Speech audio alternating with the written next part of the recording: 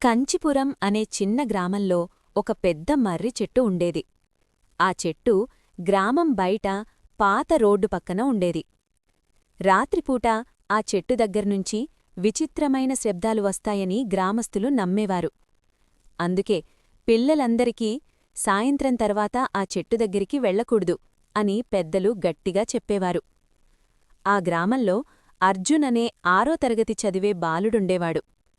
అతడు ధైర్యవంతుడే, కాని పెద్దల మాట వినని అలవాటు ఉండేది.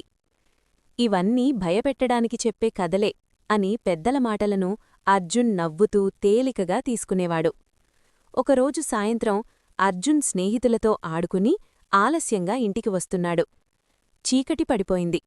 సురక్షితమైన దారి బదులు సమయం ఆదా చెయ్యాలని మర్రిచెట్టు ఉన్న దారిలోనే వెళ్లాలని నిర్ణయించాడు. చెట్టు దగ్గరకు వెళ్లగానే గాలి బలంగా వీచింది. ఆకులు కదిలి ష్ ష్ అనే భయంకరమైన శబ్దం వినిపించింది. అర్జున్ గుండె వేగంగా కొట్టుకుంది. అంతలో ఒక మెల్లని స్వరం వినిపించింది. అర్జున్ అర్జున్. అర్జున్ చుట్టూ చూశాడు. ఎవరూ కనిపించలేదు. చంద్రకాంతిలో చెట్టునీడ ఒక భయంకరమైన ఆకారంలా కనిపించింది.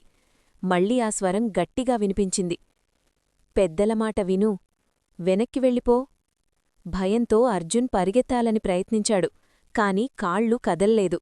భయంతో నేలపై పడిపోయి కళ్ళు మూసుకున్నాడు. కొద్దిసేపటికి అన్నీ నిశ్శబ్దమయ్యాయి. ఉదయం అర్జున్ కళ్ళు తెరిచేసరికి గ్రామస్తులు అతడిని చూసి ఆశ్చర్యపోయారు. అతడిని ఇంటికి తీసుకెళ్లారు. అర్జున్కు జ్వరం వచ్చింది. చాలా బలహీనంగా ఉన్నాడు. ఆ సంఘటన తర్వాత అర్జున్ పూర్తిగా మారిపోయాడు.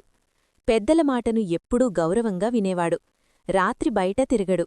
ఇతర పిల్లలకు జాగ్రత్తగా ఉండమని చెప్పేవాడు. గ్రామంలోని ఒక వృద్ధుడు ఇలా అన్నాడు: ఆ మర్రి చెట్టు చెడ్డది కాదు, పెద్దల మాట వినని పిల్లలను హెచ్చరించేందుకే భయపెడుతుంది. అర్జున్ అర్థం చేసుకున్నాడు.